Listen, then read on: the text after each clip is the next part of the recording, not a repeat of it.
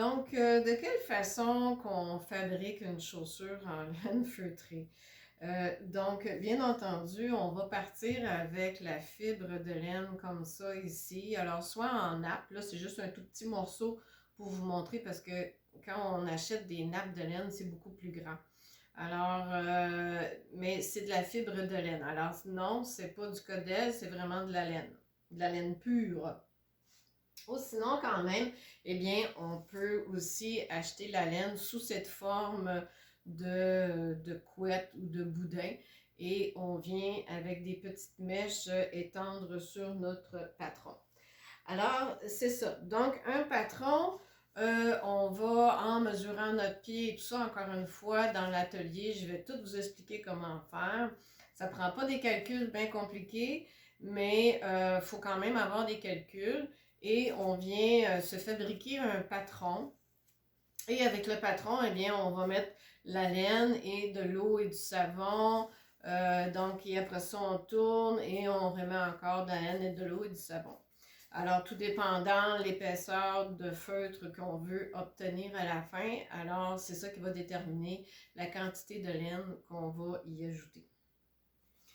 Donc, une fois qu'on a feutré avec de l'eau et du savon, alors la laine se tient beaucoup plus solide et ça donne, pour faire comme une botte ou un soulier, ça donne une forme comme ça ici. Alors, on appelle ça du feutrage 3D dans le fond, d'accord?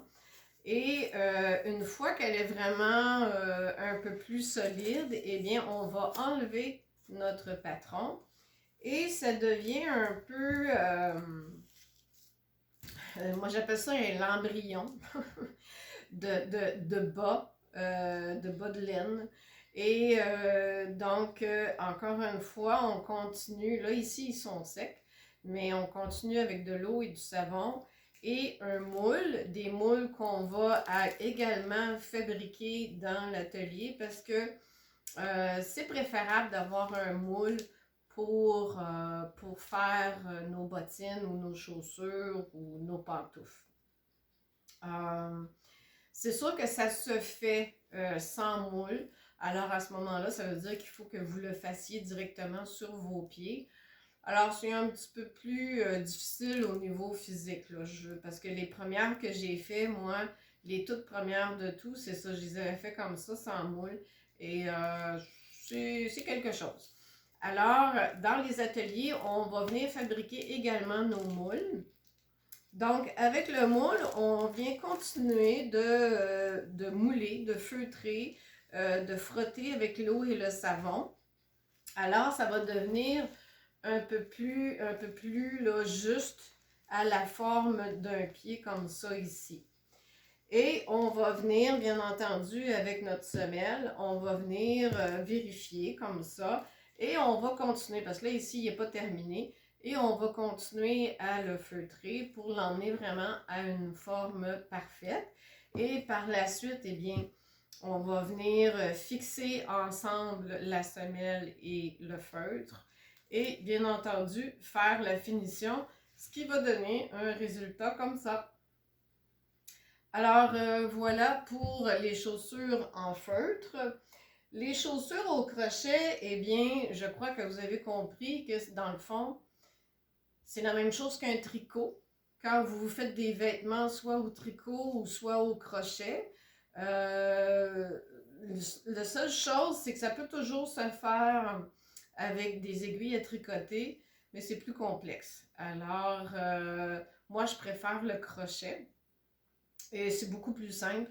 Et les modèles, soit qu'on peut les partir directement de la semelle, ou encore on va faire notre chaussure au crochet. Et de la même façon que les chaussures de feutre, on peut venir par la suite les fixer ensemble. Alors encore une fois, je vais vous montrer dans les ateliers comment faire. Et dans le fond, et les fibres qu'on utilise, eh bien, c'est pas compliqué. Vous allez dans les commerces de tricot et vous achetez tout simplement des balles comme ça ici, soit en coton ou soit en lin ou des mélanges aussi coton, coton et d'autres fibres, du chanvre et il y a d'autres fibres végétales également. Et bien entendu, eh bien, ça va vous prendre un crochet à crocheter pour faire des fonds. Alors voilà, encore une fois, je vous invite à commenter, poser vos questions. Ça va me faire plaisir de vous répondre.